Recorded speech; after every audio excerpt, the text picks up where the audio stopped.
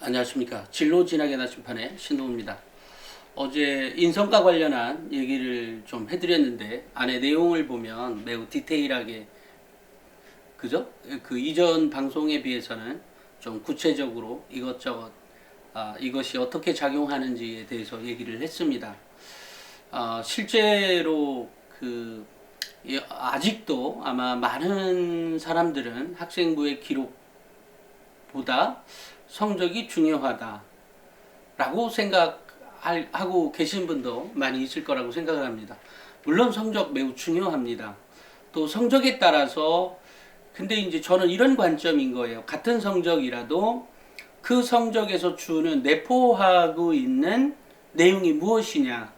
그것은 점수에 의해서도 내포가 되지만 결국은 그 학생의 수업 태도에 의해서나 수업의 활동에 대해서 나오는 거죠.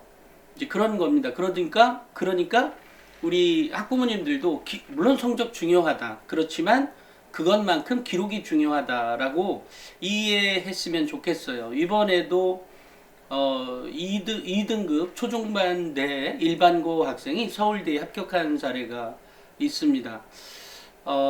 그런데 이제 이 초중반의 일반고 학생이 서울대를 합격하기 위해서 어떻게 했겠어요? 그래서 이제 학종 절대 법칙에 나오는 사례 중에 대구 어디에 있는 고등학교 이름은 제가 말씀드리기 곤란하고 그 고등학교에서 이제 그 학생들을 대상으로 해서 이제 그 강의를 했던 모양이에요. 근데 강의를 했는데 이제 그 학교 주위에 있는 고등학교에서 2등급 초중반 때 학생이 서울대에 합격했는데 네가 우리 학교에 그 2등급 초중반 때 애를 합격시켜 주면 어떻겠냐 이렇게 부탁을 받았다 그래요. 실제로 할지 말지는 모르겠습니다만 그러면 2등급 초중반 때 학생의 일반고라면 그 학생이 그죠? 1등급도 아니고 그런데 서울대를 합격했다라고 하면 일반인들은 믿을 수가 없는 상태이죠. 물론 그 학생에게 물론 당연히 일반 전형으로 갔을 텐데 그러면 일반 전형에 이제 수능 최저까지 있었으면 물론 불가능했을지도 모르죠.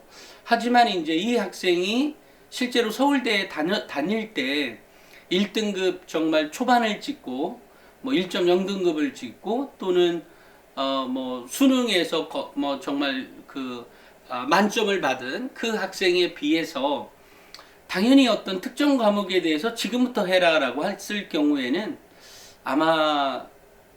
아마도 당장은 뒤처질진 모르지만 제가 장담하건대 6개월 내에는 그 학생이 따라잡을 수 있다라고 생각을 합니다.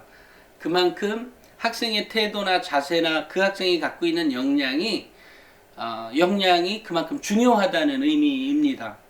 그러니까 당장의 성적 좋은 것도 그것도 역량인 거죠. 그러니까 시험을 잘 본 것도 굉장히 중요한 일이기는 합니다만 학생의 역량 자체가 끌어올려져서 하는 것만큼 더 중요한 건 없다고 생각을 합니다. 당장의 성적보다 그것이 훨씬 더 중요하다. 왜냐하면 시간이 지나가면 지나갈수록 이 역량 자체를 키워온 학생이 당연히 훨씬 더 뛰어난 역량, 그러니까 성적뿐만이 아니라 사회생활 자체도 잘할 가능성이 훨씬 더 많기 때문입니다.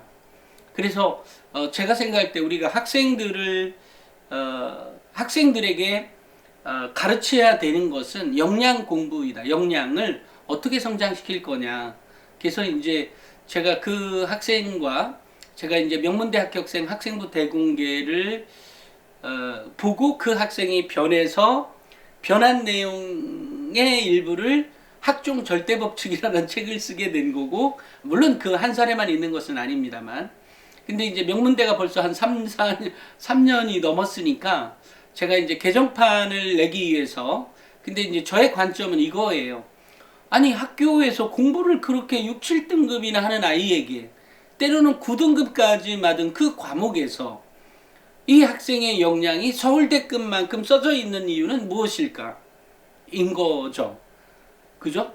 선생님들이 바보도 아니고 그 학생이 역량이 그렇게 떨어짐에도 불구하고 기록만큼은 서연고급으로 기록해 줬다면 이것은 보통의 일이 아닌 거죠. 그죠? 그 도대체 활동을 어떻게 했을까? 저 학생은. 이게 결국은 이런 거예요. 학생은 예를 들어 9등급에게 그 발표 기회가 거의 없죠. 발표해봤자 또 수준이 뻔합니다. 그러니까 일반적으로 수준이 뻔해요. 근데 그럼에도 불구하고 발표했대요. 아니 9등급애가 웬 발표를 해? 이렇게 일반적으로 생각할 땐 그렇지만 그 학생은 그 발표를 위해서 책도 읽고 호기심이 있었고 책도 읽었고 느낀 점에 대해서 학생들에게 발표할 역량을 갖고 있는 거죠. 그 발표의 내용을 이렇게 우리가 이제 보통 이게 제출하잖아요.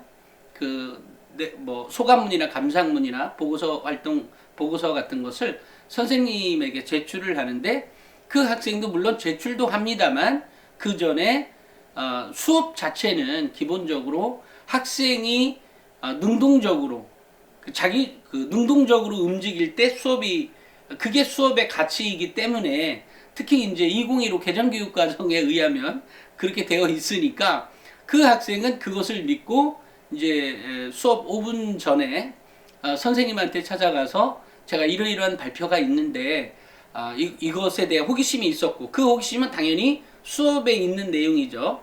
수업에 있는 내용에서 호기심이 있었고 그것과 관련해서 제가 책을 읽었고 그래서 친구들에게 이것을 좀 알려주고 싶다. 그래서 발표를 좀 하고 싶다라고 했을 때 그래? 그러면 뭐 뭔데라고 뜰쳐볼 수도 있고 그래 뭐 그렇게 해보라고 할 수도 있고 이제 타이밍을 잘 잡은 거죠. 시험 기간도 지났고 시험이 이제 끝나니까 아무래도 이제 시간이 약간 있겠죠. 요런 타이밍을 이용해서 발표를 했다. 그리고 그 발표에 대해서 선생님이 그 아이가 실제로 발표했고 선생님의 사실 보고서나 이런 거 저도 잘 안 읽어보거든요. 왜냐하면 보고서 받아봤자 그러니까 내버린다는 의미는 아니지만 그냥 한 번 보고 애가 이렇게 썼구나 이 정도라는 거죠. 하지만 이제 이 아이가 발표까지 한 거니까 강제로 들어야 되죠. 강제로 그 아이의 역량을 평가할 수밖에 없는 상황이 되는 거죠.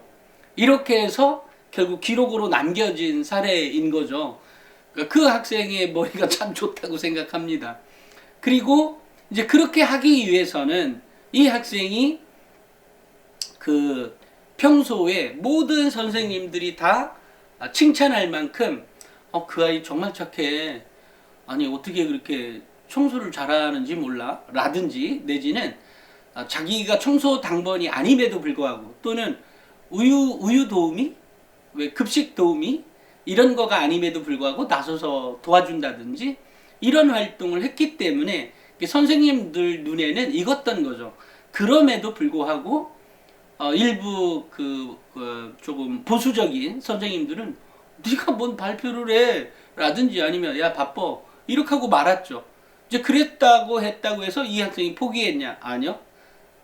수업 시간에 일어나서 제가 이런 걸 했는데 이것에 대해서 발표를 하고 싶습니다. 이렇게 얘기를 했다는 거예요. 사실 교사들은 엄하죠. 엄해 보이는 교사들도 사실은 뒤를 돌아보면 자기 자식이 있고 우리가 왜 TV에서 드라마 보면 굉장히 엄한 아버지가 있지만 뭐 손자 손녀에게는 뭐 한없이 자상한 할아버지들이 있죠.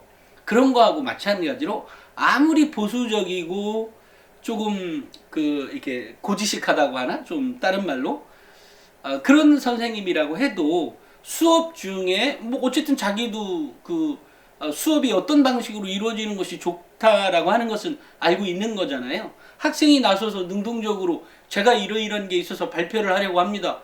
그래? 그럼 발표를 해봐. 아니면 그거 얼마나 걸려? 5분, 10분? 예. 뭐 이렇게 해서 했을 것 아니에요.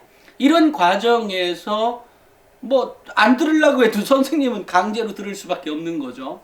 이러다 보니까 학생부의 기록이 정말로 서연고급으로 써져 있었다라는 얘기를 이번에 이제 그 학생과 어제 뭔가 그 책과 관련해서 하려다 보니까 그 학생의 내면에 있는 좀 더 다른 얘기를 들어보고자 이제 인터뷰를 한 거죠. 냉정히 따지면, 냉정히 말하면 인터뷰를 했더니 인터뷰의 내용 중에 이러이러한 일이 있었습니다. 그러면 너가 이렇게 안 써지는 거를 어떻게 극복했니? 라고 하는 대목만 오늘 이렇게 얘기를 한 거고요. 나중에 내가 다 책으로 다시 넣을 거지만 결국은 그 변화를 주는 것은 교사나 이런 게 아니고, 물론 교사도 있죠. 당연히. 또는 교장이 바꿀 수도 있습니다.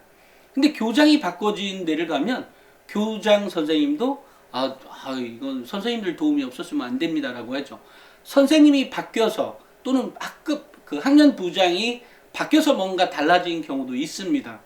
그런데 제가 얘기하는 것은 그렇게 달라진, 교장이 중심이 돼서 달라진 학교, 교사가 또는 학년 부장이 달라져서 바뀐 학생부, 또 학생이 달라져서 바뀐 학생부에 대해서 알고 있다 보니까 그것에 대한 접점을 어떻게 찾아줄 거냐에 대한 얘기를 주로 하다 보니까 때로는 그게 우리한테 안 맞는데? 라고 할 수도 있고, 또는 제가 늘상 얘기하지만 결국 변화를 아까 그 학교, 이 학생이 학종 절대법칙에 나왔다는 그 학생이 다녔던 고등학교는 굉장히 보수적인 동네이고, 그 중에서도 더 보수적인 학교라고 제가 딱 꼬집어서 얘기할 수는 없는, 예, 맞아요. 그런 겁니다.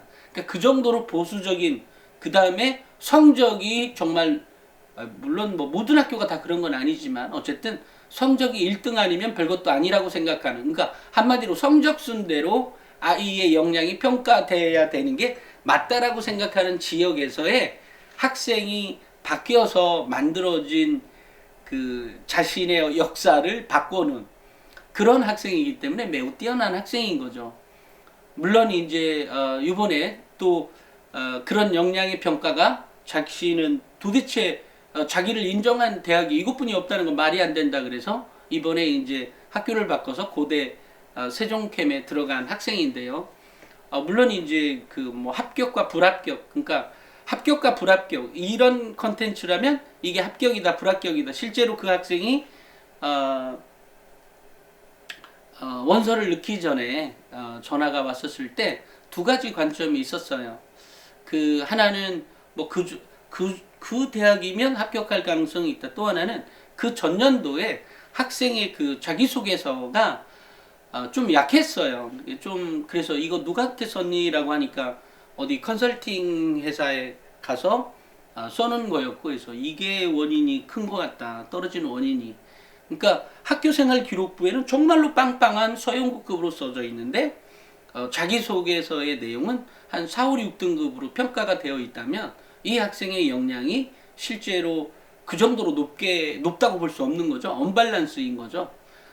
그런 원인이 하나가 있었고, 물론 그렇다 그래서 그러면 무조건 합격하냐 이런 건 아니지만 어찌됐건 그런 측면이 있어서 이제 그 전년에도 얘기했고, 요번에는 이제 본인이 도움을 달라 그래서 제가 좀 도움을 드린 적이 있습니다. 어찌됐건 우리는 학생 스스로 학교생활 기록부가 달라지게 하는 그런 측면을 학생이 명확히 알아야 한다. 그러니까 남들 하듯이 똑같이 움직여서는 학교생활 기록부가 달라질 수 없는 거죠. 이런 측면 꼭 생각하셔서 우리 학부모님들도 그러니까 이런 대화가 오가게 되려면, 자녀하고 오가게 되려면 꽤 몇 분 얘기를 해야 됩니다. 그냥 야 이렇게 한다니까 이렇게 해 그러면 그 학생의 뇌에는 그런 상상이 전혀 발휘가 안 되고 있는데 하라고 하면 당연히 안 듣죠. 그죠? 그러니까 그런 측면까지 감안해서 어찌됐건 학생과 대화를 하는 거죠. 어찌됐건 결과가 달라지게 할 수 있는, 비록 2등급이든 아까 그 학생은 6.7등급이에요. 6등급, 7등급인 이 학생조차도 달라질 수 있었던 힘은 결국은 학생이 능동적으로 달라지게 만든 거죠. 그죠? 어쨌든 이게 하루 이틀 만에 끝날 얘기는 아니니까 오늘은 여기까지 하도록 하겠습니다. 감사합니다.